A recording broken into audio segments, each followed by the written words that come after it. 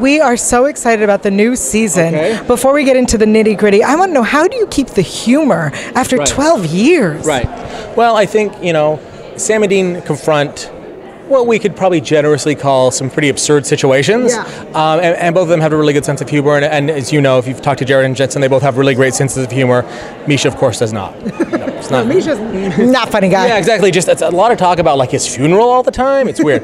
No, but everyone's really great. So you kind of lean on that and lean on kind of the innate humor. And for us, it's about, there are these guys that are confronting these crazy things. And, I think sometimes with genre shows, when people don't acknowledge what they're confronting as crazy, it doesn't feel right. Yeah. You know what I mean? You're like, but you should be saying this is insane.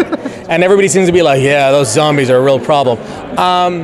But so for us, we want to kind of approach it in that way, and just how kind of two guys, blue-collar guys, have been around this their whole life, would react. And so and obviously Crowley's a really fun character to write, Roweeni's a really fun character to write, our bad guys always have a really fun, cool personality, and we just try to lean hard into that. Yeah. So I know this season we're going to be with the British Men of Letters.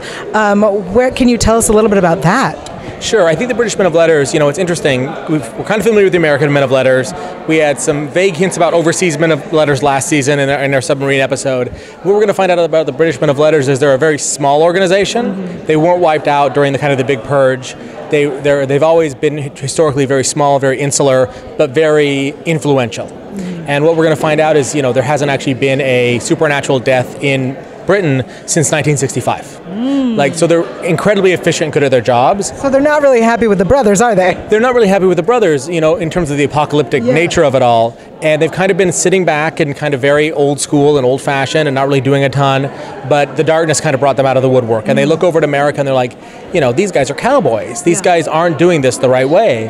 And someone has to step in and basically show them how it's done. And that's going to be them. Awesome. And some things the British Men of Letters do are very efficient, but some things they do would be morally questionable in the realm of our guys, for sure. Awesome. And Rowena and Crowley are kind of on better terms right now. Yes. How long is that going to last? It's interesting. When Rowena, when we pick her up, she's kind of at a little bit of a crossroads. She's been this person that wanted power, thought power was going to solve all her problems. She's just seen God, literally God, who has all the power in the universe, and power solved none of his problems. Yeah. And so I think for her, it's like, is this what I really want? Is this kind of, or do I want to, retire to Boca and just sip martinis?